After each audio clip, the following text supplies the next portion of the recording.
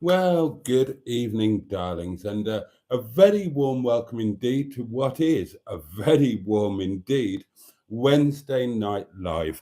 And as always, my heart is lifted and gladdened by seeing you all there, enjoying spending time with each other, and very kindly allowing me to spend some time with you as well.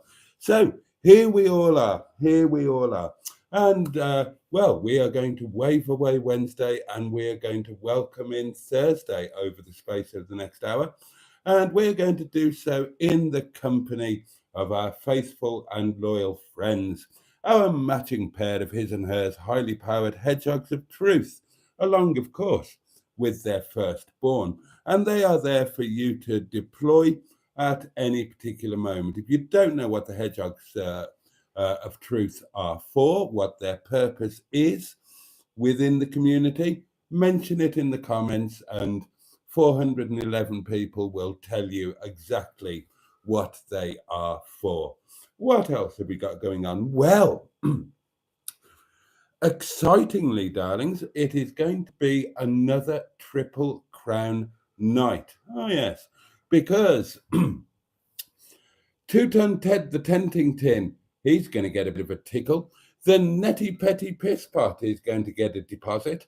And of course, Sean's box is going to get its regular nightly pounding. So that's exciting, isn't it?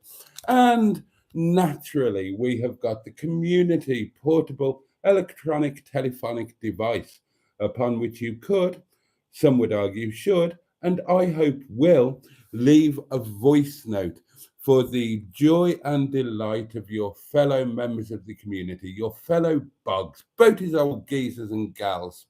And you don't have to be old to be a bug.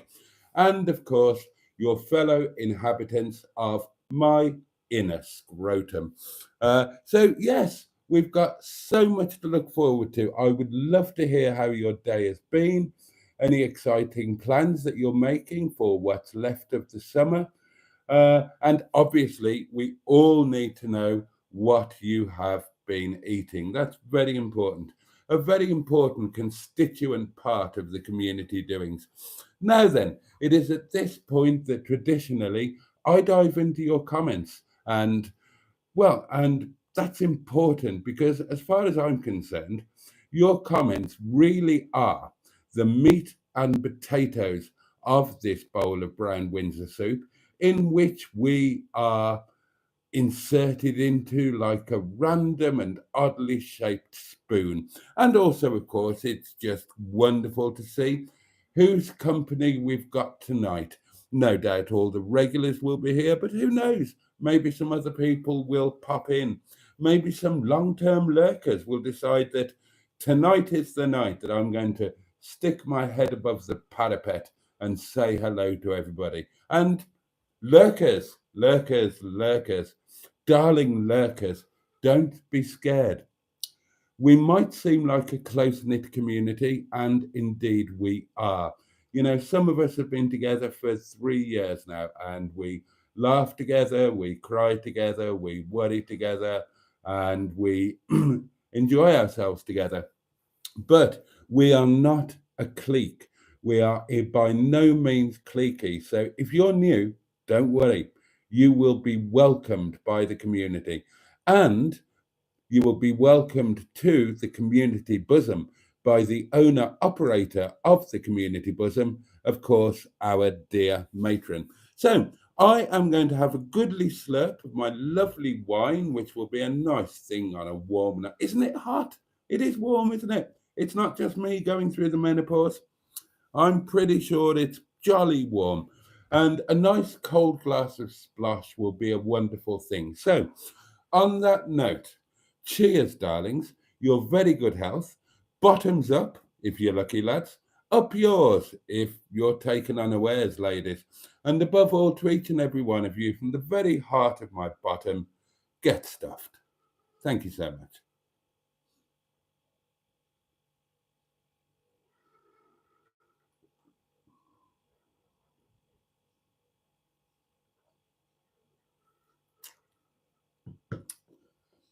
A warm welcome ooh, to the wine. Ooh. Oh. Right, let's see who we've got then, Chalice.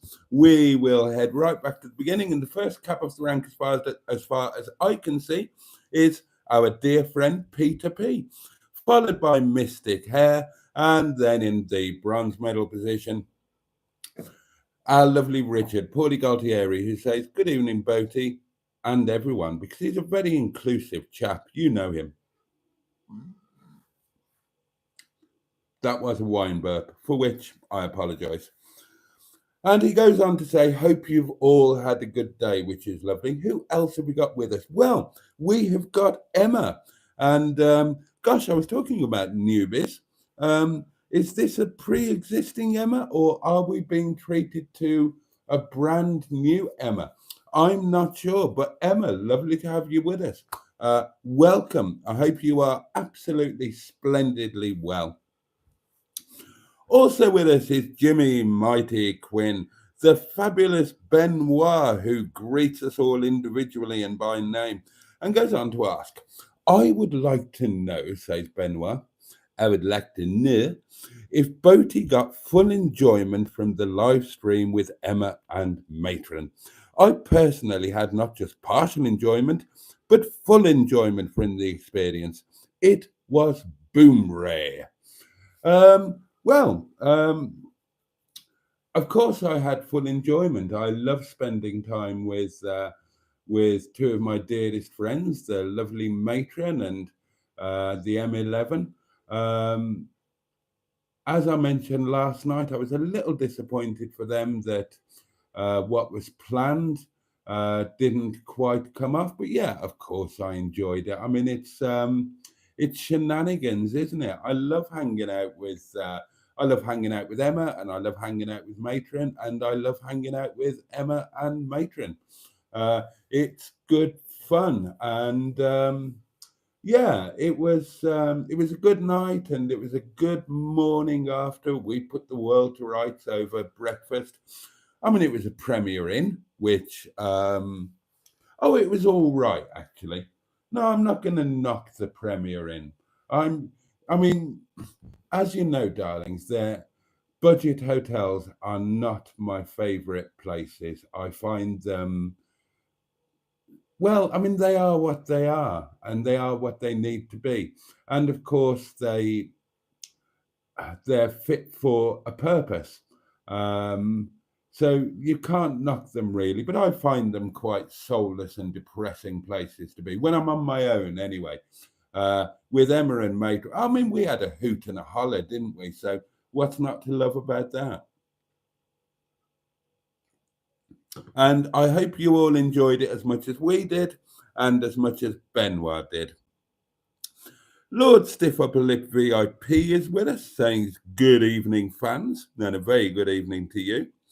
Emily Crayons is here. How lovely. Hello, Emily.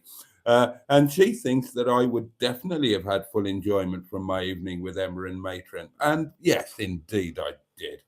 Indeed I did. Mystic Hair is with us, of course. Uh, Tony B joins us. Tony B, evening all, says he. Hope everyone is well and in good spirits. And we hope you are too, Tony. Always a pleasure to have you. The wonderful Tonic 110 is here.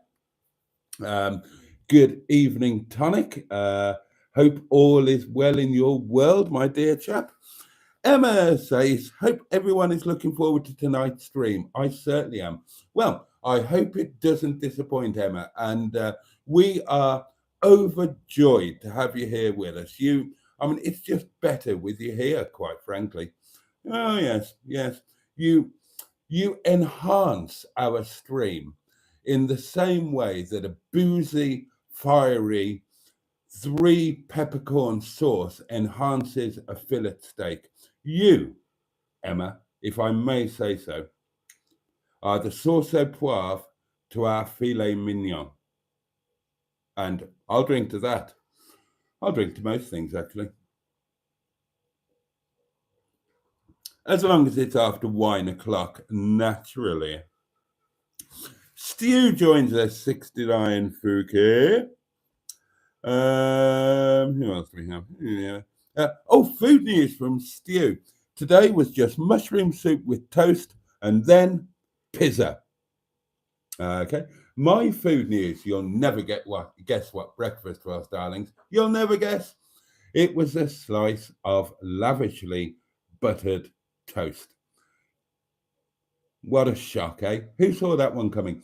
Lunch was 4 baby potatoes, the leftover fresh green beans from Sunday, and a very small beef and onion pie, which was nice. Quite honestly, I enjoyed it. Very small plate, as lunch should be, but I enjoyed it full well.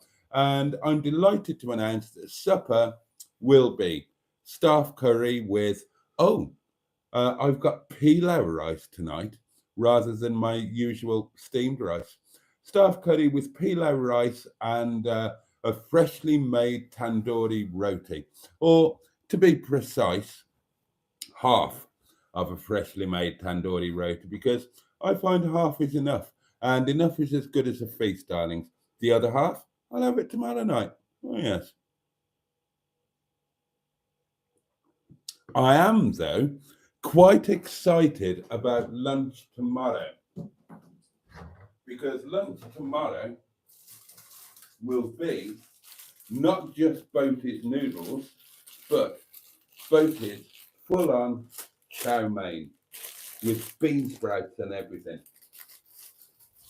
Yeah, I'm going to do a proper one tomorrow, darlings. I'm excited about many things at the moment. I'm making lots of plans, theoretical and actual. I'm looking at new possibilities of things to do that are fun and that might provide decent content for the channel. Lots and lots of things. For example, today I spent an hour or so checking out the old Brian Air app and seeing what possibilities came up. And a couple have come up. So, what about, as a cheap and cheerful Monday stroke Tuesday thing, 2 possible suggestions. 1, a mad day in Dublin. Get a flight from East Midlands Airport at, I think it's 7 o'clock in the morning on the Monday. Fly to Dublin. It's a flight I've done a million times. Nice and short and easy, obviously. It's a very short hop.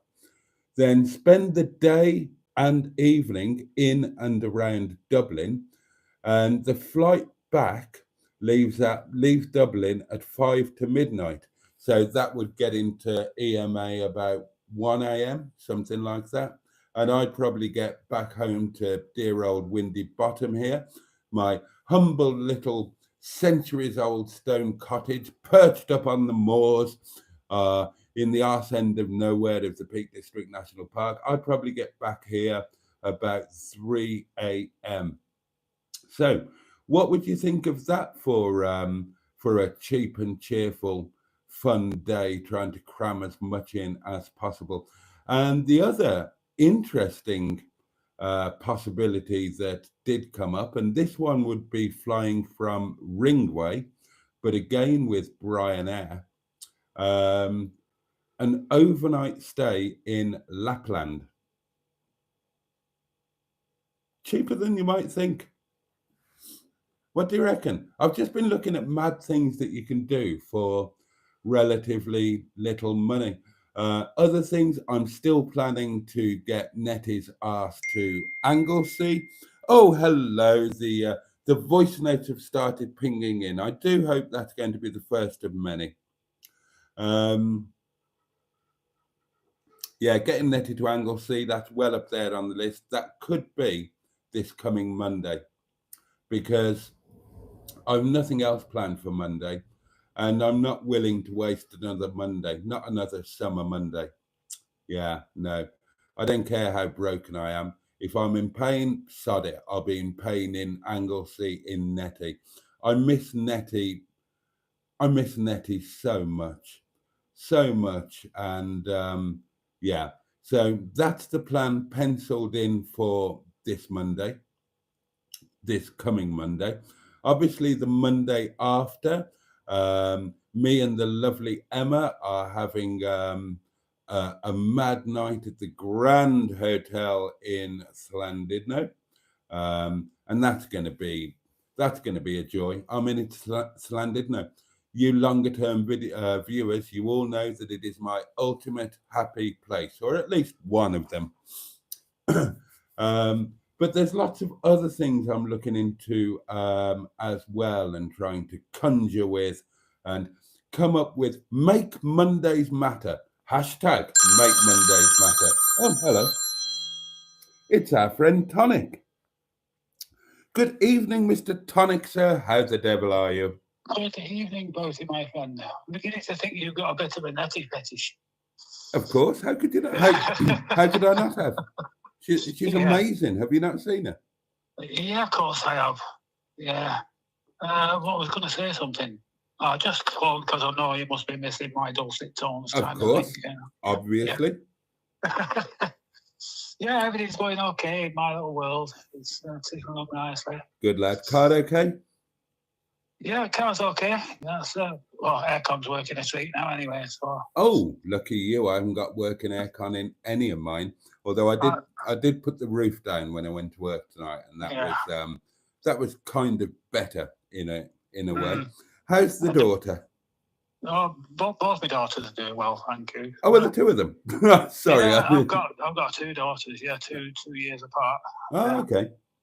Okay. Yeah. Nice the older ones are the ones that's keeping me reined in at the moment. So, right.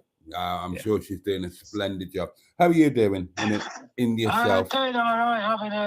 Having a bit of a problem with, how can I put this politely, disposing of the wife's remains. Oh, okay. Because I asked for what they call a sanctum, where you could put two lots of remains in, for when I go and everything. Right. So after 2 months, they decided to tell me, we're not selling anymore because we haven't got any new ones built. So it's going to be a case of just taking her and scattering her. So, yeah. Do you know where? Yeah, the same place in the same crematoria, in the same garden. They've got like a daffodil hill where people scatter. Okay. Loved ones kind of thing. Okay. So I shall be doing that, it looks like. I don't want to, but I'm not going to have us just sitting here in this box doing nothing, all the time. Well, that's the thing, isn't it? And, this is quite pertinent to me at the moment, because obviously I've had mum sitting in the upstairs cupboard for the last 10 years. And I'm desperately hoping that I can have a dream come true and be able to carry through with the plans that I've always had for mum. You all know about it. I won't bore you with it again. I do know about it. San Sebastian. Yeah. And I've been down there myself. Yeah. It'll be a really bittersweet. Yeah. So I empathise with what you must be going through, because well, I'm getting a lot better with it now anyway, you know what I mean? So that's the main thing. I mean, it's symbolic, if I was a younger guy, I would jump at the offer when he said, anybody want to come with me, but no, I've no passport even anymore, so... Oh, we should all do it together. Imagine that as a community trip. We just... Is Europe ready for stew? This is the main thing. Oh, we just charter a charabanc and all do it. And if anybody's a pain in the ass, we'll leave them at a French service station. Oh dear. Anyway, Boaty, I'm going to let you get on with your stream, my mate. Good to hear your voice, sir. Nice glad you're doing okay. And keep us updated on the situation. Genuinely keep us updated on the situation with the disposal. Oh, it sounds so awful to say that, doesn't it? Doesn't it? This is why I don't want to scatter it. It just feels like throwing her away. So. Yeah, but it's symbolic. I said this when I was talking about mum. I said, look, it's symbolic. It's probably there's got a mix of all sorts in there. That's not my mum in there. It's a symbolic thing. So, Yeah. but it's a meaningful symbolic thing, or Yeah. at least it should be. So, I think you have to, yeah. It's a personal thing. It's between you and your family, and you and her, and you know, on some plane, depending on what you believe, she will be aware of what you're doing, but you're not throwing her away. You are going through a symbolic ritual to Yeah, yes. show how Thinking, much you loved her. thinking she turned around before she died, said, "Just scatter me anywhere. I don't care because I won't be here." You know what I mean? It was my idea to get the sanctum, so that it was all done for me when I went as well. You know, but it's not to be, unfortunately. Well, they could chuck me in the same place as our last. I get it. Well, turn it into a positive and do it somewhere that meant something to you both, individually and together. Yeah, but that would be in Poland, and I can't get across there anymore. So. Oh, don't give us that challenge. We'll get you there. I can't because we're starting no passport, and if I went with like a holiday to, say, Krakow for a weekend, it cost me more in holiday insurance than it would to actually get there. You know, with existing complaints and such, you know, heart attack, all the rest of it. Oh, right. Okay. Yeah, the insurance would cost more than actually getting there. Oh, well. Anyway, like I say, I'll do it at the airport that you would go from. I'd fly from Leeds, Bradford, because I believe Ryanair go from there. Yeah. Oh, well, there you go. Wait until there's a flight to Poland and scatter her symbolically as the plane goes into the sky. I'm only joking, of course. Well, Stu's very kindly offered to put me in his boot. Yeah, that's good. Oh, well, there you are. Thank you, Stu. Okay, mate. Okay. Well, you take really good care of yourself. And I will. And you keep in touch with us. Don't go being a stranger. Yeah. And you and all the rest of chat take care as well. Thanks, mate. Okay. Speak to you buddy. later. Catch you later. Bye. Oh, bless him. Bless him. Yeah. It's a funny thing, the scattering, isn't it? It's a funny thing. Oh, what's this? Independent puppy. That's very kind. Oh, bless you.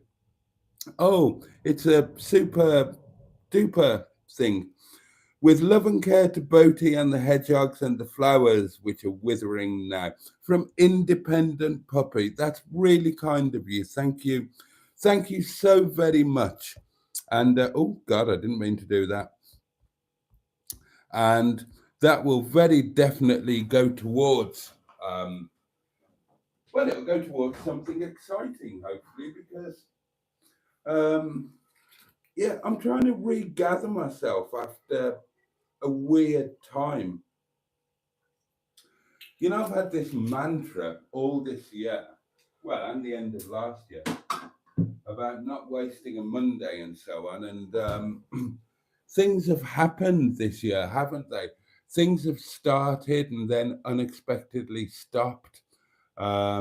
There's been, some not very wellness. There's been an accident, and yeah, it's all been a bit stuttery, and yeah, I feel as if I'm trying to get things back on track. And the summer was what it was. I've got already. I mean, we're not halfway through the 8th month of 12. And already I've got some amazing memories of this year that I will treasure for the rest of my life. And I will make some more before the year is over. But yeah, I'm not thinking that, you've got to make the most of a summer because it's got to be a long winter anymore because we're too close to it. I'm thinking, well, you've done the best that you could with the summer under the circumstances. You've got some memories for life. Let's make the winter count as well. I am not going to hibernate this winter. I am not just going to hide away and just make videos all the time saying, oh, we've got to make next summer count. No, I'm going to make this winter count. And we can do that in a variety of ways. If I can make things happen, then we can have time in the Maltese Islands over the winter. I spoke last night or whenever it was about some of my thoughts on projects for over the winter. Oh yeah, it's not about summer or winter. It's about for me, it's about making the most of Mondays. And for you guys, it's about making the most of whenever your free and available time is. We're losing comments left, right, and centre. So if I've missed your comment, I do apologise. There were only so many comments in the comments thread. When new ones come, they push old ones out and they do get missed. If they're important and I've missed them, please bang them in again. And hopefully this time I will see them. And I will have missed people who joined us, of course. Yeah, hello to anybody who's joined us since the last people, and I'll just catch up with the comments as they are. And I can see that Mark Passad is now with us. Nigel 00 Garage is now with us. Steve Colg is having Asda extra tasty chicken already cooked with homemade chips and gravy with peas. And that sounds fantastic. JB2 is with us. Jim Bob II, of course. Oh, Matron is with us. Sorry, Matron. I'm sure you were with us earlier, but I've lost a load of comments. So a jolly good evening to Matron, owner-operator of the Community Bosom. Alan Simpson is with us. Emma is still with us. Nigel is with us as Nigel, as well as 00 Garage. Hedgehog of Truth question from Peter P for me. Did you like Emma's bold hoglet? Yeah, it was sweet. It was sweet. And it was nice that there was some hedgy presence with us in that hotel. Kay Camper is with us. Evening, Boaty. And good evening, Kay. Thank you so much for joining us again. This weekend, says Mark Passat, I have been mostly at my youngest daughter's wedding in London. I remember that was happening. It was a joy and pictures are on Facebook. Oh, I'm so glad it went well. I did think about that when you told, because you did tell us about it, and I did think about it, and I'm so glad everything went well. And can't wait to have a peek at the pics. So yeah, from myself and all of the community, every good wish to your youngest daughter and her now husband. And we all wish them a long, happy, successful marriage and long life and happiness to them both individually and together. Well, and to you, as the proud father who probably had to pay for it all. Although that's not always the case, is it? God knows. My wife's father didn't pay for our wedding. Neither did mine. I paid for the bloody thing. Well, Mags and I paid for it. Andrew Buttigieg, the lovely Ivor Spotty Botty, is slightly distracted as some men are messing around with his gaseous doings. Pal555 is with us. A very good evening to you. Hope you're doing well today, Boaty, says Emma. Emma, thank you, my lovely.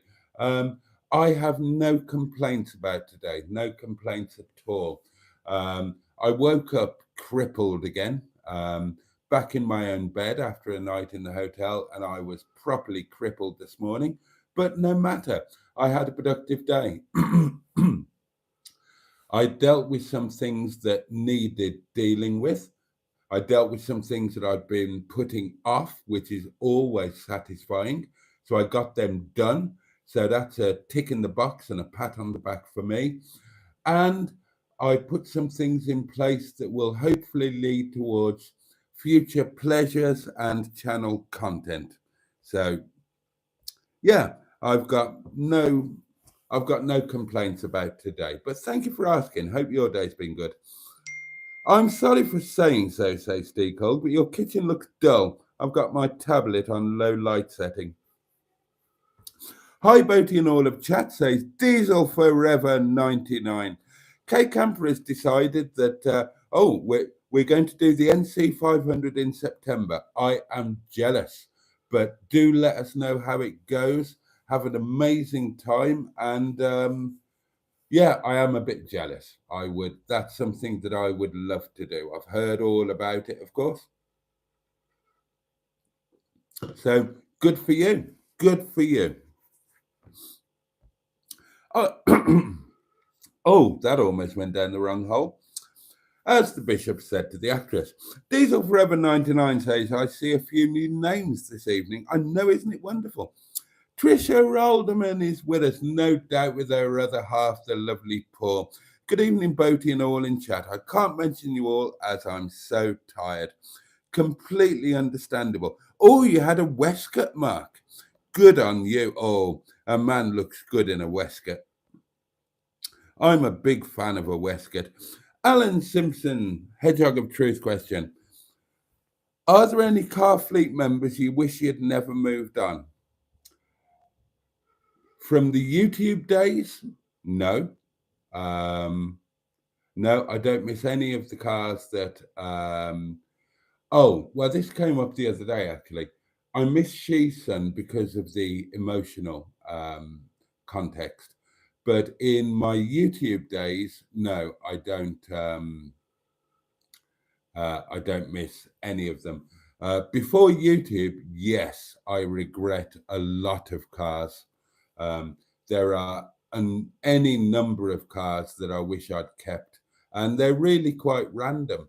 I mean, some of them are kind of, well, I mean, there's the obvious ones. Like, I wish I still had Ferrari 355. I wish I still had a Lamborghini Espada. I wish I had a really nice Silver Shadow 2. I wish I still had a Bentley Turbo R. All of that kind of thing, you know. But then there are some random ones. I wish I still had the Citroen CX GTI Turbo 2. The Lancia Thema Coupe, Bristol Beaufighter, although that's probably an obvious one. Oh, and the most random one of all, and this is genuine, my Lincoln Continental Mark V Bill Blass limited edition. God, I wish I still had that. But in the YouTube era, which I assume is what you meant by the fleet, then honestly, no.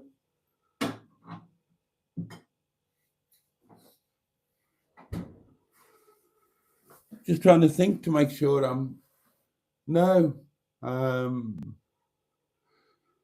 The fleet at the moment seem more like keepers than any of the fleet before.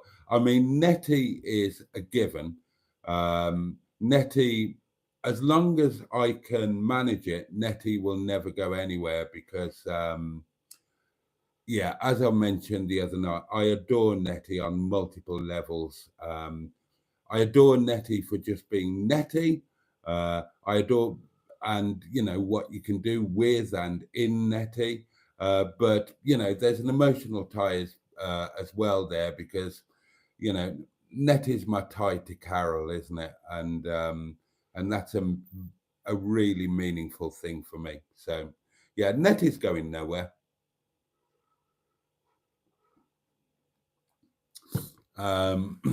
But honestly, Officer Crabtree, he feels like more of a keeper than any of the fleet ever have done before. And I'm kind of forming the same bond with Yvette Carte Blanche because they're characterful, but competent. Oh, that's an interesting phrase. Characterful, but competent, if that makes sense.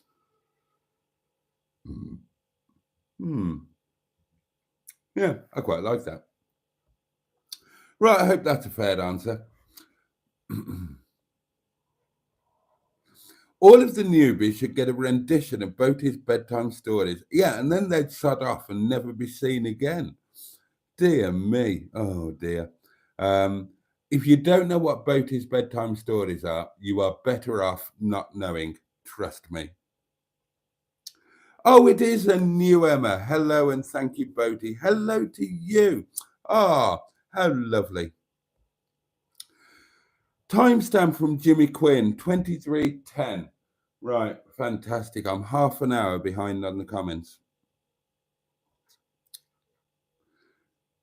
Okay, well, I think we have to face the fact that the comments might be for you lot and each other, and I may not see all of them because I'm half an hour behind even as we speak, and I'm about to become more behind because I'm going to play you some voice notes. Oh, I do love a voice note.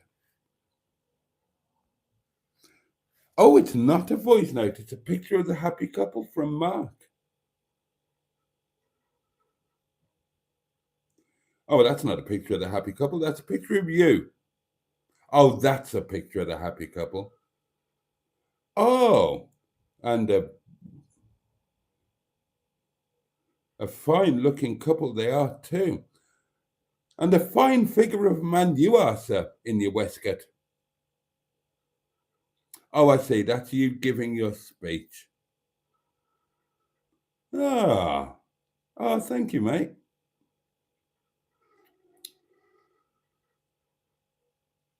Oh, I love wedding pics. I do actually. I love my own wedding video. I watch it quite regularly. And if any of you lot want to watch it, it's up on YouTube. So I don't have any voice notes, darlings. I was going to play you a voice note, but I don't have any. Nobody's even told me to pound the box or add a deposit to the netty petty piss pot, or indeed give Two-Ton Ted the Tenting Tin a tickle.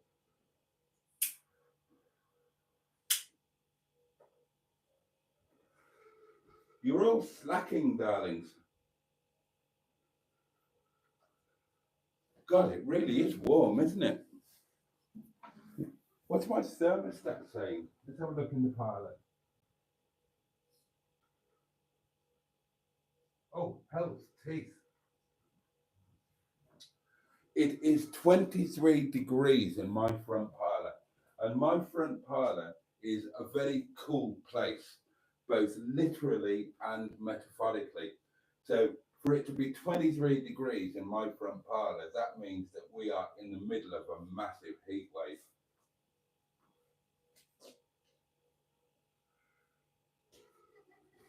It's never 23 degrees in my front parlour.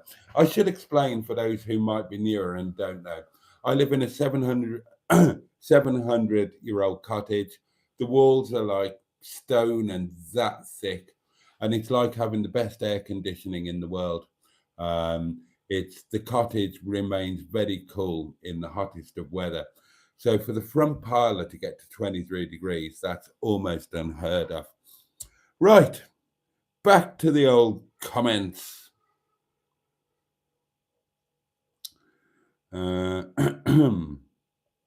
Oh, Shelley Denise joins us, possibly with her brother, Shelley the nephew. Hi, everyone. Not putting all the names tonight, just got home. Hope you had a fabulous evening, and thank you for joining us. Shelley's become a proper pillar of the community now, hasn't she? Oh, I love the fact that we've got so many now who are just part of the furniture.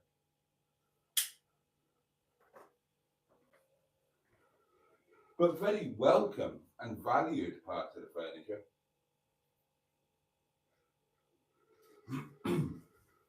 You see, now I don't know how this works out logistically, but I'm pretty sure that some of you have been here longer than me.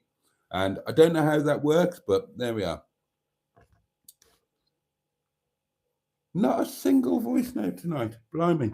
All of the voice noters must be asleep. There we are.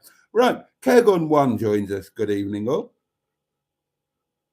And a very good evening to you. Brian Latix. Good evening, Boaty. Did you sort your mattress out? No. What am I going to do in one day with no money? zero funds to do. I mean, my mattress has been discussed by nearest and dearest via community chats and whatnot today, but no, nothing's been sorted. I only spoke about it last night. But what I can report, what day was it? What day was it yesterday? It's Wednesday today, isn't it? So Tuesday was yesterday. Oh, right. So I think I was saying yesterday that, yeah, I said that I woke up in the hotel on Tuesday morning in a lot less pain, or noticeably less pain than I wake up here at home. And I conjectured as to whether there was a problem with my mattress. So, update on that is that I woke up this morning absolutely bloody crippled, properly crippled again. Chalk and cheese from yesterday. So, I think what we can conclude from that is, and I won't go into all of the mattress stuff that we discussed last night, but I think what we can conclude is I've not had a problem with my mattress before, but I've not been broken before. Again, if you're brand new, I was in a fairly impactful car accident and I'm a bit broken. I mean, it was ages ago now, but I'm still broken. Well, I say ages ago.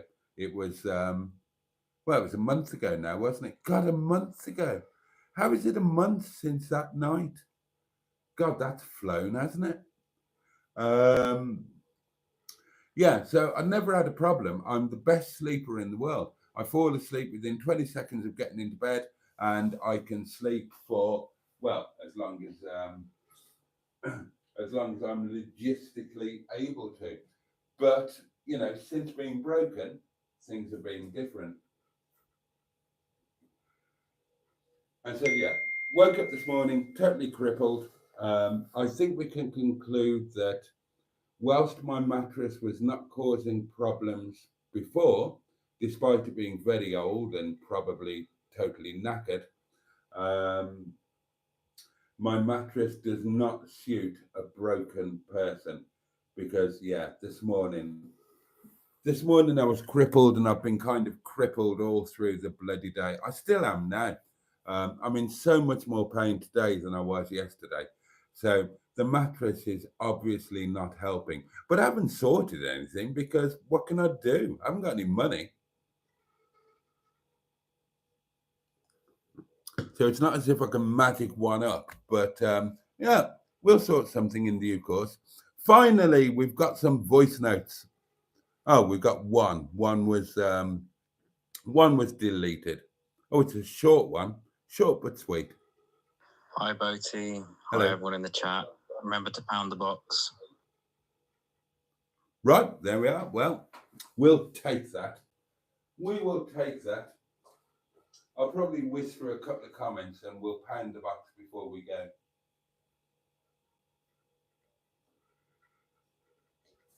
Because we're kind of coming towards the end of the live stream, but I'm still at the beginning of the comments.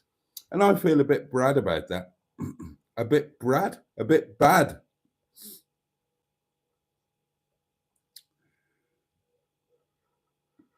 All right, hang on.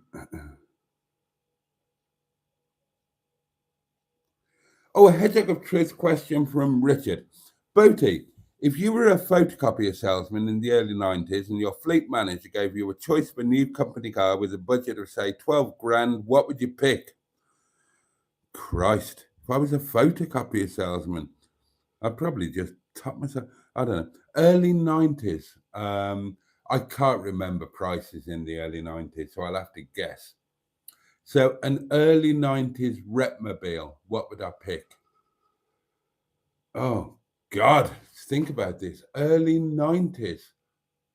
What were the Repmobiles of the early 90s?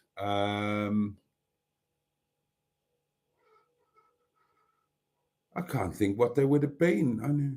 Cavalier, I suppose, would have been. When did Sierra come in? Oh yeah, Sierra came in the mid-80s, didn't it? So was Mondeo in by the early 90s? Or were we still Sierra? When did Mondeo come in? would have been Sierra, wouldn't it?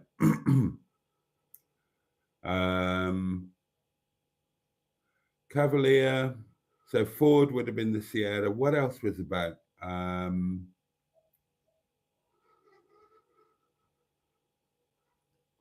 Oh, something Japanese. Whatever the Japanese thing was. A Toyota or a Honda. Oh God, Rover was still about in the early 90s, weren't they? I can't get my head around this. It's too late at night. Oh Lord. Oh, can I just not be a photocopier salesman?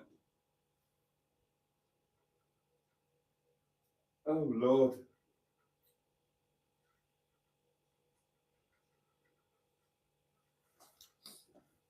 I'd have to look at what was available for 12 grand, but it would have been something Japanese with air conditioning. And as I'm not paying for the fuel, it would have been automatic. Automatic Japanese air conditioning.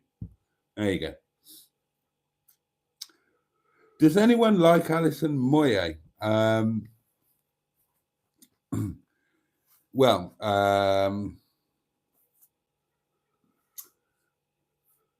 yeah. My cabaret partner Mel and business partner Mel and friend Mel, she did, I think everybody or every professional vocalist has one song that they sing so well that you could argue it's better than the original.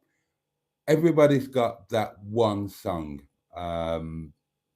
at least one song, maybe more, but probably at least one that's as good as or better than the original. And Mel's was an Alison Moyet number that she did better than Alison Moyet. I hadn't heard the original. I'd only heard Mel. Then when I heard the original, I thought, well, that's not as good.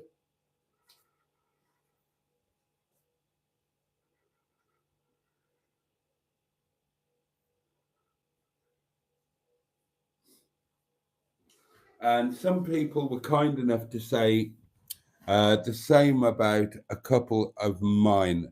And the one example that I'll give you now, my father, bless him, had very little positive to say about me in any way, shape, or form. And when I became a professional vocalist, he had even less than normal.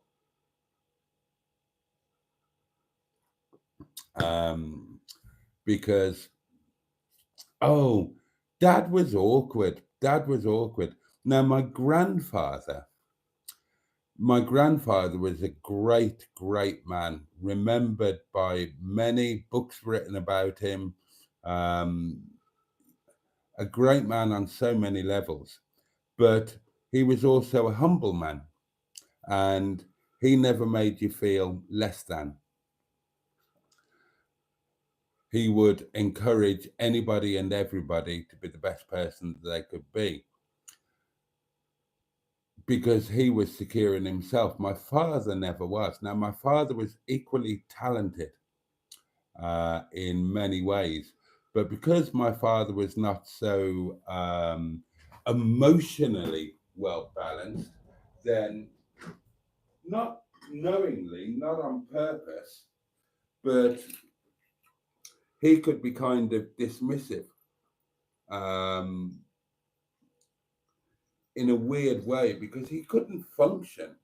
He couldn't function in many ways. He couldn't function as a human being. He couldn't function as a father. He couldn't function as a husband. He couldn't function as an adult taking care of himself in some ways, which is why from the age of 11, when Mum was living and working away, I was running the house from the age of 11 because Dad couldn't do it. But in so many things that mattered to him and to me, I always felt a bit, or I was made to feel a bit. So there's, I mean,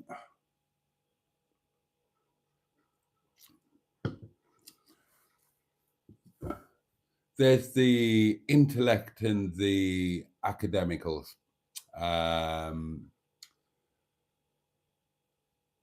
And I've got, it's all meaningless, of course, because as you get older, you realize that what really matters in life. But I happen to have a ridiculously high IQ. But my father had an even higher one. I don't know if any of you have done IQ tests. I used to have to do shed loads of them. I've spoken about it before. I was a gifted child, so I had to do barrages of IQ tests, and I was supposed to go to a specialist boarding school for the intellectually gifted, or whatever the hell it was termed then. I can't remember. So as I said, I don't know if you've ever had an IQ. If I recall correctly, the average or median point is around 100. Mensa level entry is 140. I used to score. I used to score in the mid to high 160s regularly. It would depend on the individual test. But and my highest IQ score was 169. My dad's was 171, so he won that. Then there was he was an athlete, a cyclist, as was I. More through his choice than mine. I mean, I went along with it, but I never chose to get on a bike. He put me on a bike, and he put me in training, and he told me that it was important. And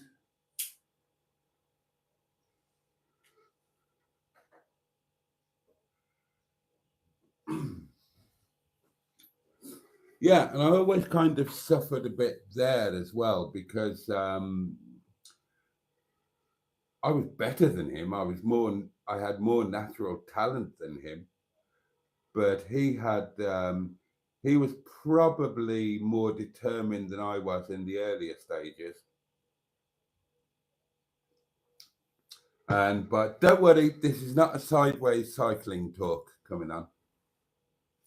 And by the time I started to take it really seriously and went over to the continent and whatnot, and where I would have obviously exceeded anything that he did, then the injury came along, and that was kind of that. Why am I talking about this? I've forgotten where all of this started. What got me off on this?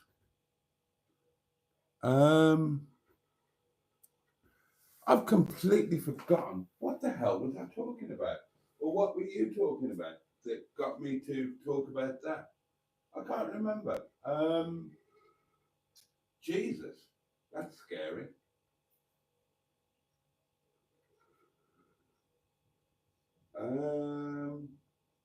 No, I've completely lost track of the entire WhatsApp.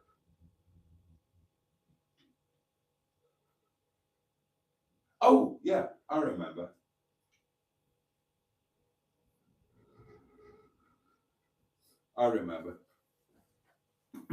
So when I started, when I was singing, you know, Dad wasn't interested in that in the least. Yeah, absolutely, not interested. No. And but Mum dragged him along to a couple of my shows and whatnot. And there was one song that I sang very well, better than the original. I don't know, but people were kind enough to say that it was. And that song was, you might not know it, you probably won't, but it was a song called Wicked Game by an American guy called Chris Isaac. And I did a really good job of that back in the day when my voice was, when my voice was trained and I was taking it seriously and whatnot. And my dad never told me this. My mum told me. And I asked my dad then, and he at least said, yes, it was true. But he never told me directly himself, because he wouldn't do that. My dad wasn't a praiser. He would point out what you did wrong. He wouldn't point out what you did well. That was like expected. Or he would point out how you could have done it better. Like I won the Birmingham Mid-Shires International at the King's Gardens in Southport against really good competition, and but apparently I got the sprint wrong, and I could have made it. I won, but I could have made it more impressive, and I hadn't maximised my. I'd just done enough to win. I hadn't won it wonderfully. That kind of thing. And so yeah, wicked game, Chris Isaak, and that was the one song that caught him a bit. And he was in, I'll tell you the exact shop, Cost Cutters Supermarket in Matchborough Centre with my mother. And as happens in supermarkets, they were playing wired music, through the system. And they were playing Chris Isaak, Wicked Game. And when they got to the checkout, I love this story. Thank you for reminding me of this, because I don't ever want to forget this.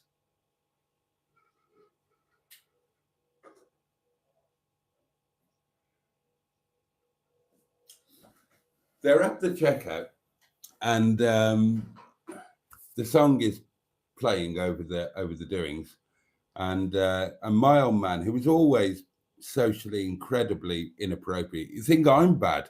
Should have seen my dad. God. And he said, "Oh, listen to this."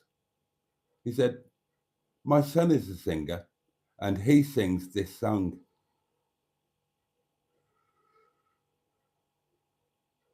And he does it better. He would never have said that to me in a million years, but Mum told me, and he did say, yeah, it was true.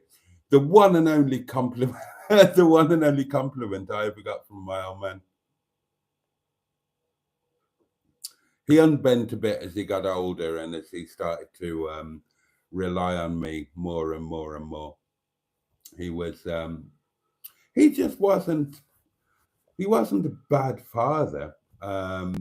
He was just an unfortunate person, because he didn't have a moment of happiness in his entire life. And that's awful, really, isn't it? And I've spent my entire life trying not to be my dad, because I could have been very easily.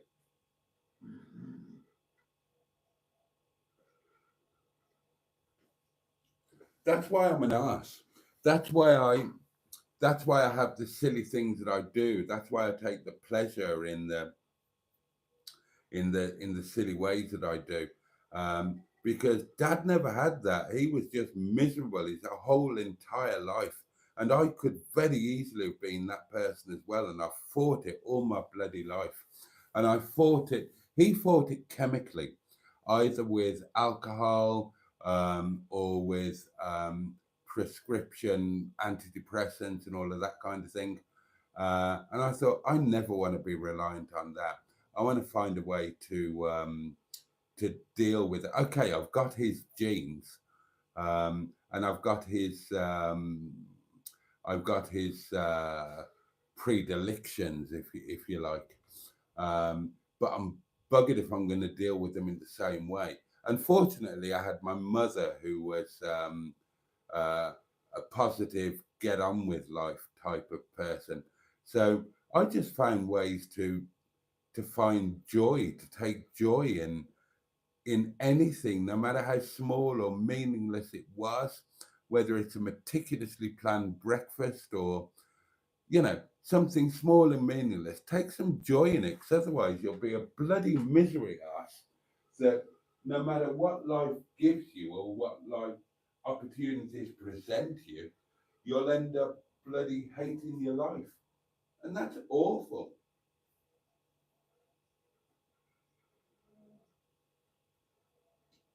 dreadful, dreadful.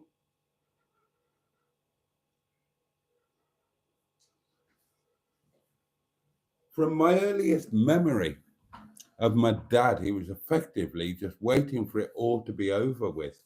And in the meantime, he coped with it the best that he could. And the only way that he ever coped with it was by doing the one thing that he could do better than almost anybody else. And that was hurt people.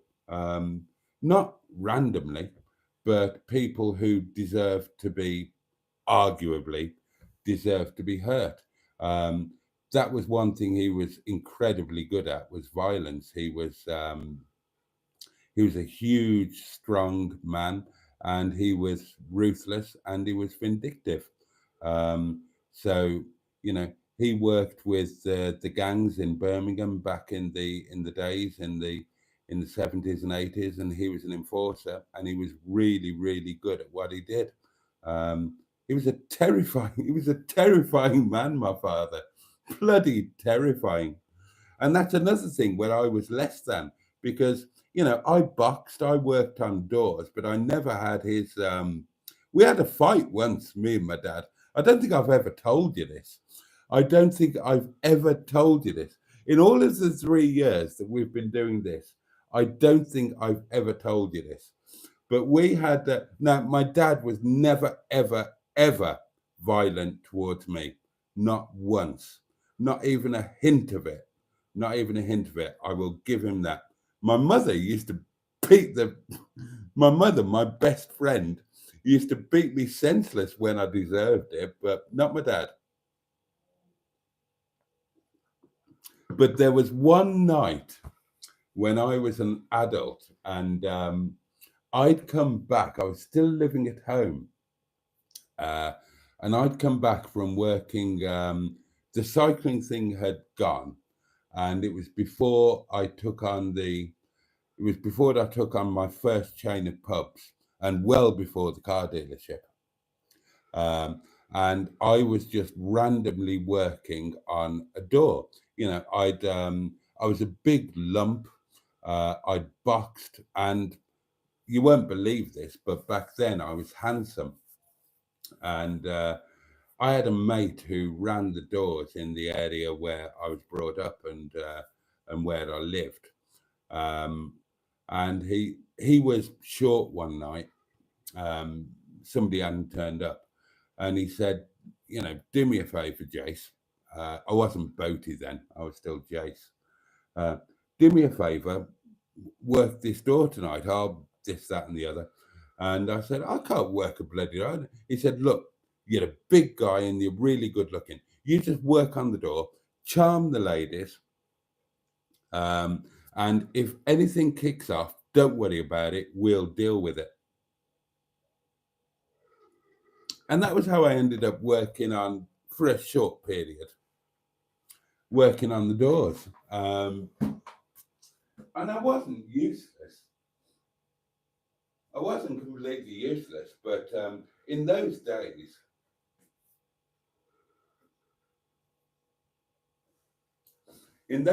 doormen were different than they ended up being. In this day and age, you see all sorts of people on a door, don't you? Because it's all controlled and whatnot. Back in those days, if you work a door, then you just have a fight with people, and I wasn't a total stranger to fighting, and I boxed, but yeah, working a door, that was a bit different, and not knowing who you were up against. Whereas Dicker, my mate, not Dicker Dum Dum, just Dicker, he was a proper handful, Oh my God, see him in action. He was good. He was really good. And, we had in that area, there were some quite big names. And I saw him tackle them, and he was, wow. Dicker was, whoa, bloody hell. I hope he's all right. I wonder if he's still alive. Hope he is. But anyway, one of these nights, I got back, and me and my old man, we would have late night father-son sessions together over a beer, something like that, walking the dog. And I was obviously a bit full of myself that night. And we would have been talking. I can't remember the exact chat, but we'd have been talking about this and that, and a bit of the old male bravado or whatever came up, and I would have been 19 or 20, something like that, which meant Dad would have been, I don't know, in his 40s, I suppose. I can't remember how much older he was than me. I can't remember how old he was when I came about. But, jocularity and all of that. And I must have said something like, you're an old guy now and I'm in my prime and and you wouldn't be able to handle me, something like that. However it came about, I don't remember. I honestly don't remember. But I do remember that my old man said, okay.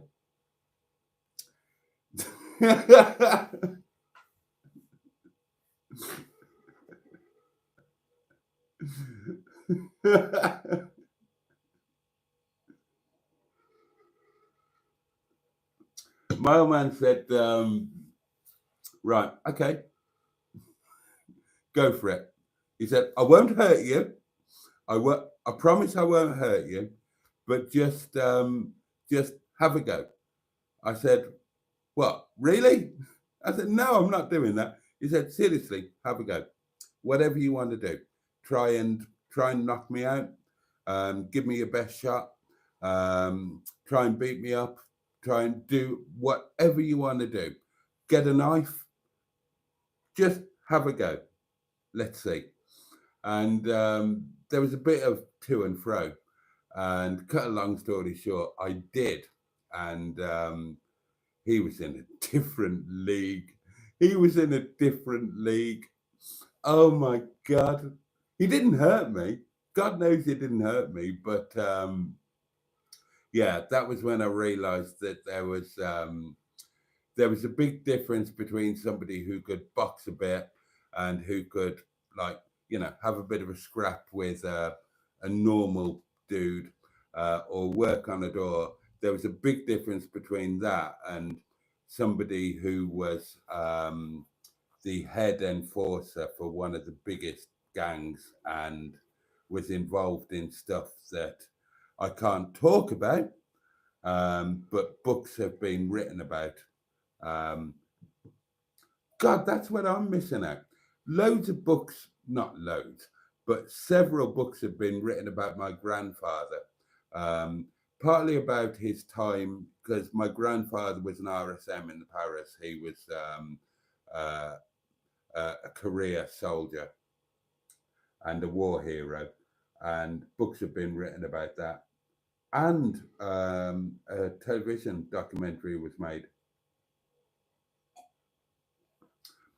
Books have been written about, not about my dad, but certainly including my dad, about the gang situation in Birmingham in the 70s.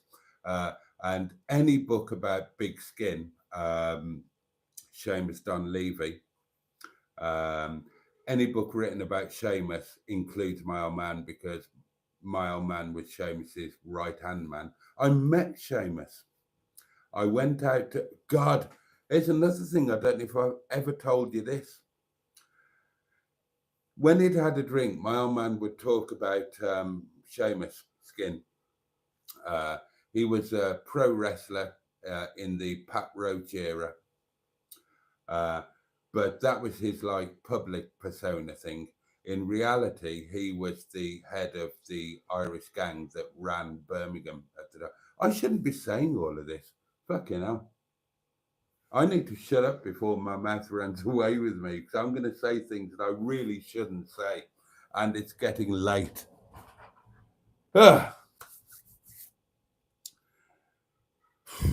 Right.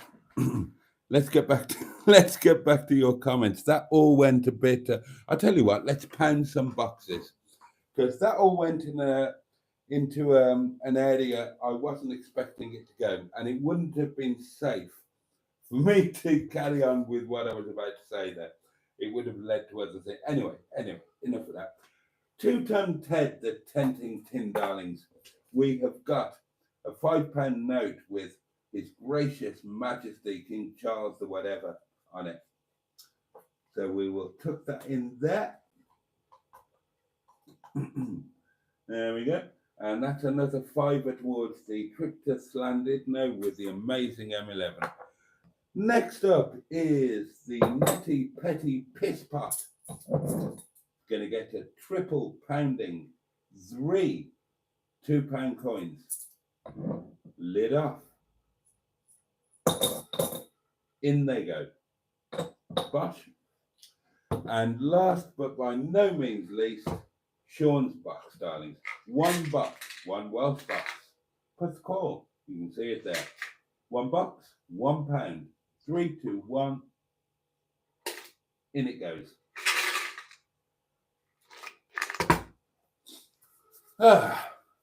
Right, that's that done. I'm 60 hours behind on the comments. I can only apologise, but I'm sure you've been happily talking amongst yourselves, and God knows that's a more sensible option than listening to me.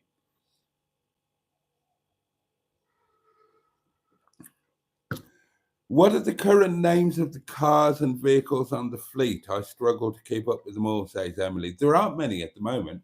We're in a low point. So you've got... well, obviously, you've got Nettie von Smallhausen, my beautiful Nettie. You all know her. You've got Mingebag over there, the MGTF, highly modified, super duper, this, that. I need to do some work on Mingebag. That'll be coming up very soon in the next few days. And then all you've got then is Yvette Carte Blanche, the second. The Peugeot 307cc GT HDI Sport SE, and you've got Officer Crabtree, the oh Christ, I'm so sorry. You've got Officer Crabtree, who is the Peugeot 407 SW GT HDI bi-turbo something. And that's it for the moment. I liked the little white Rover you had. I think it was a diesel Rover 25. Oh, yeah, that was... well, that was a fabulous little thing. That's what got me through last winter, wasn't it? Boaty, I've heard you bought a Peugeot 403? No.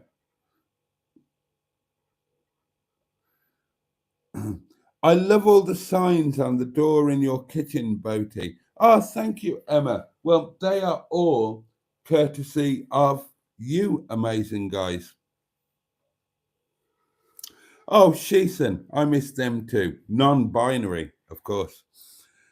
That was a great answer, most comprehensive. I do have happy memories of Citroen CX Estates too. Oh, I had a Safari. Yes, Janet Jackson. It was indeed Janet Jackson. Right, we're going to have to just fly through these comments now and sod off, really. I'm so sorry. I'm so sorry, darlings.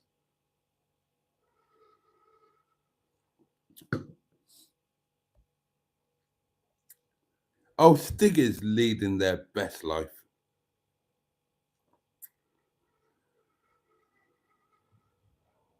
Right, the boxes are all pounded. We've done that.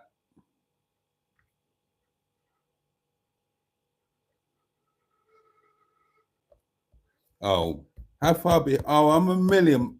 Right, I'm not. I'm just gonna. Legend, says Mark Lyons. Seamus Dunleavy, Duffy's Boxing Club, arrived in Brum in 1982.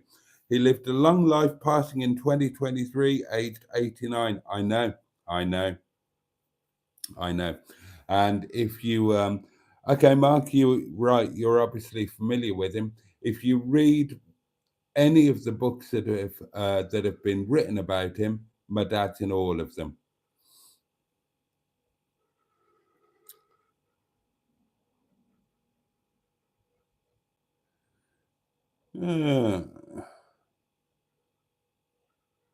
And I did meet Seamus years after Dad came out of all of that. When I was finding my way in the world, and Dad and I had started, we'd entered a different phase of the father-son relationship, and he stopped hiding things from me, and he started talking about stuff that he'd done and whatnot. Probably not through his own volition, probably because other people that I was in contact with would tell me about him and stuff that he'd done. Some of it was really scary. Some of the stuff that he did in front of me was seriously scary, because when we moved to Worcestershire, he was still the man that he was, and things would still happen. Shit, some of the stuff that I saw, you didn't mess with my father. You honestly didn't. And some of the things that I saw were bloody hell.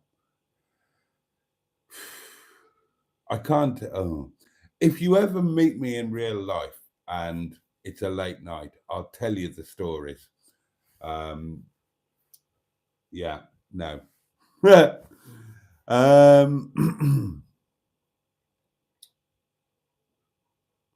I should write a book. Yeah, I should.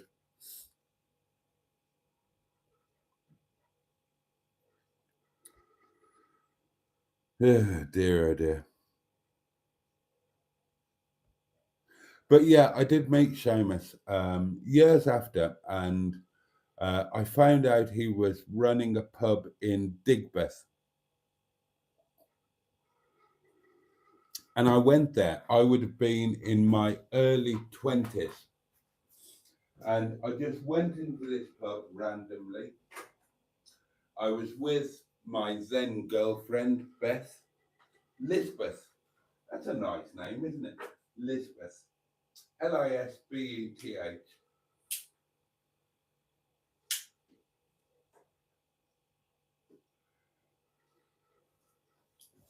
Really, really nice girl. And we went to this pub, and we just went in there, had a drink, and he was there. And I can't remember exactly what I said, but when I ordered the second drink or something like that, I think I said, I'm trying to remember. I can't remember, but I would have said something like, oh, I came here because I think that you were a friend of my dad's. And he said, oh, okay, who was your dad? And I told him, and he said, are you Jason? I said, yeah. And the first thing he did, he called his wife. I can't remember her name. But he said, Jesus, come here. And he got his wife over, and he said, in his accent, obviously, you won't believe who this guy is. The last time we saw this guy, you and I were bouncing him on our knee. And then that was that. And yeah, so obviously he told his wife who I was, and we spent the night in that pub, and he told me about my dad. And he said that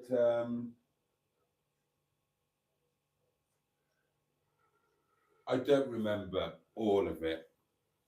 Obviously, I don't remember all of it. It was all a million years ago. But the one thing that I do remember is that he said that my dad was, at heart, my dad was a gentle man. Not a gentleman, although he was at times, but that he was a gentle man.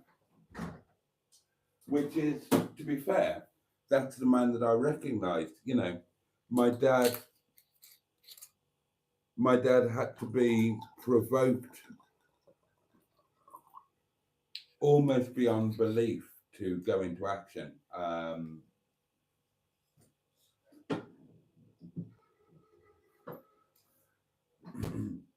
But you know, he was good, and yeah, Skin Seamus said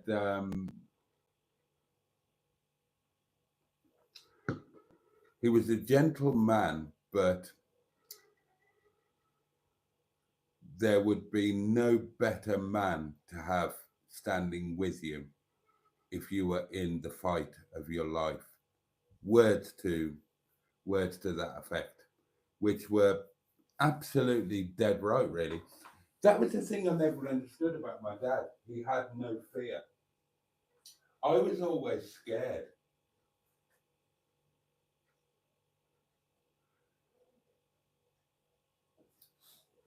I've not had much experience with that kind of thing, but I was in business in Birmingham. I've had extortion, I've had gangs, I've had petrol poured on me and a match lit there. I've had a loaded gun pointed to my head and the trigger cocked. I've been in fights, all of that kind of thing, and I've always been, to some extent or other, scared. Even when I boxed, I was scared. My dad was never scared, and he was in much worse situations than me. And I never understood how he wasn't scared. I eventually understood it because he wasn't all that bothered about staying alive. And those times when he was put to the test, if you like, they were the times that he didn't have to worry about. He just had to use the talents that he had and not worry about stuff, so that when he was in Bearwood that time and there was an armed robbery going on, then that wasn't a problem to him. That would have been a problem to me. If there's an armed robbery going on and there are, you know, criminals robbing armed with guns, that would have been a big problem to me. I wouldn't have been within 100 miles of that. But my old man, he just steamed in, didn't he? He just steamed in. he wasn't worried at all. He wasn't worried in the least bit, shape, or form. And you know, it ended up they were all knocked out, disarmed. My mum always said that the one thing about my old man is that when he made the decision, he was very decisive. And have I ever right, the newbies, I'll do this and then I'll go because this is way too late. I'll tell you the story very, very quickly about my mum and my dad and how they met and how they created me, because this will tell you a lot. I'll tell you this, it'll take you up until midnight, and then I'm off. God, this hasn't gone as planned. If you're really long term, you'll have heard this before, but bear with me. Okay, so it's the Elbow Room in Birmingham, which is like a jazz type club in Birmingham in the very, very late 1960s. The Hollies are playing, but it's a bit of a jam night.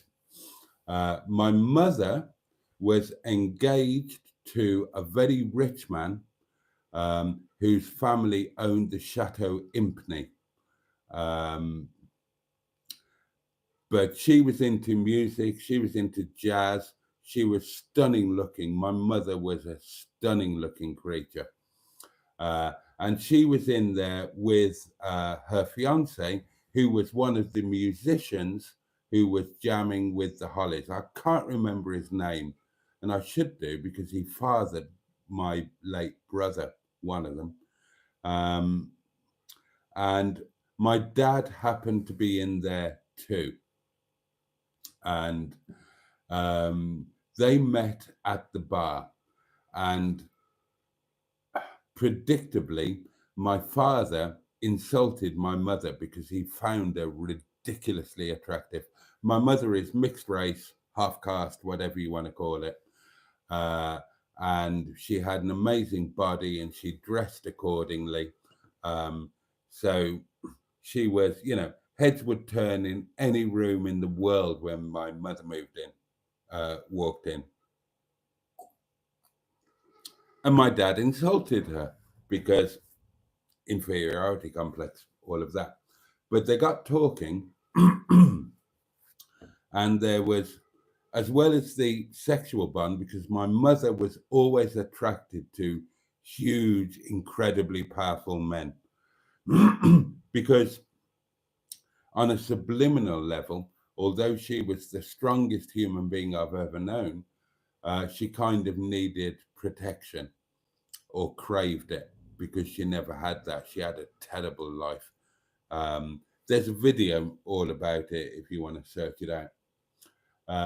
But so there was that attraction, but there was also an intellectual, because my parents were both intellectuals. So there was a massive connection, and the night progressed, and so on and so on and so on. And Mum's bloke did his bit, did the musical bit and all of that. And God knows how late it got, but it got really late. And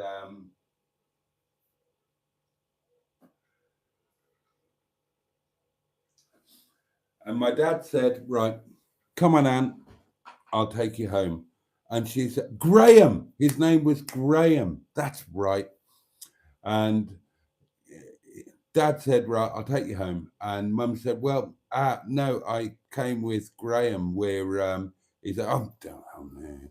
And so Graham duly appeared.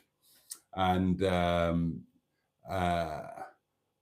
Dad kind of said, look, nice to meet you.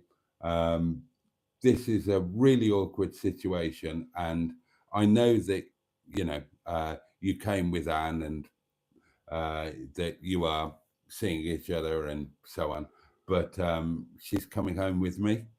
And Graham kind of said, well, she's fucking not, mate. That's not happening. He said, and Dad said, I know. It's a ridiculous situation. I'm really sorry. But it is what it is. And this went on for a while. There was a bit of back and forth. And Mum was clearly complicit in this because, she'd just fallen for my dad. You can discuss the right and wrongs of it as long as you want to, but that's what it was. And eventually, unfortunately, it got to the stage where it became a bit of an altercation. Not much of an altercation, but Graham sort of said, he threatened something or other. And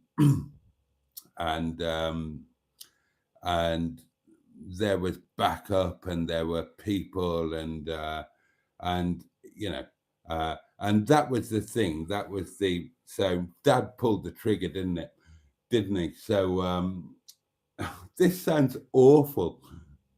I shouldn't be proud of this, but in a weird way, I am, because it's the ultimate love story.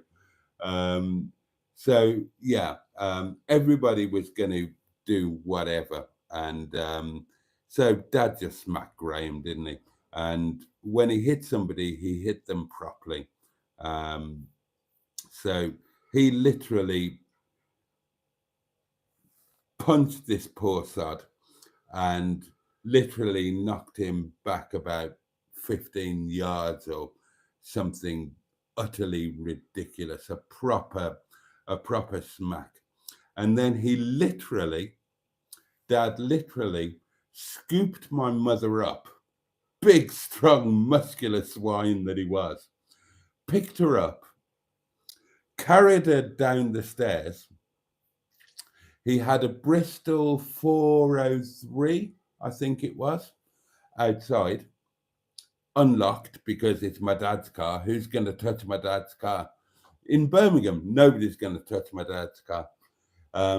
Opened the passenger seat, put my mum in the passenger seat, put her handbag on her lap, said, stay there, closed the door, went round to the driver's seat, got in, drove off, drove her to Wales, drove her home that night, middle of the night, drove her to the Welsh Mountains, home, the Brecon Beacons, and spent the night talking, reciting poetry. My father was a poet and had an endless fount of beautiful poetry and prose. And then they watched the sunrise together over the beacons, and he drove her back to his flat, and that was that. That was that.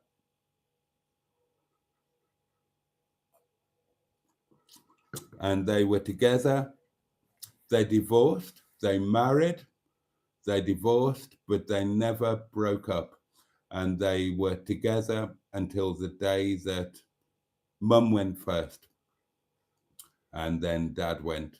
But mum died when dad died. They were the ultimate love story. They were, oh God, they were such incredibly complicated human beings. And they were so incredibly imperfect, and yet they were the ultimate love story. And they loved each other and were faithful to each other until the day that they died. And they made me. So that might explain why I'm as weird as I am. Right, I'm going to sod off. And I'm sure you'll all be very grateful for that. There are comments.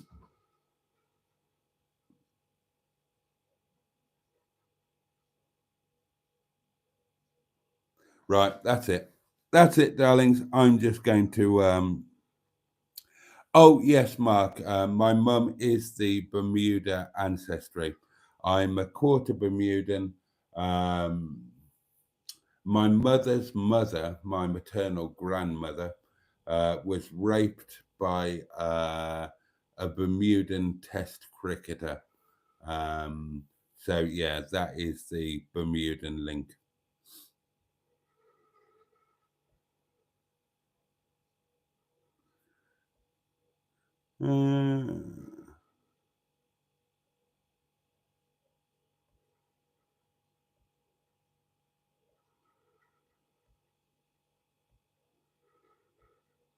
Right, that's it. I'm just going to sod off, darlings. It's all gone off on a tangent. Thank you for bearing with me. If you have, I'm sorry that your comments have all kind of gone by the wayside. It's kind of back to the old days. This is how the live streams used to be, when I didn't have all of the comments to read out and all of the voice notes. And I just used to bang on about my life and history and stuff. That's quite good fun, isn't it? But we will leave it there. I will get a shower. I will get some supper.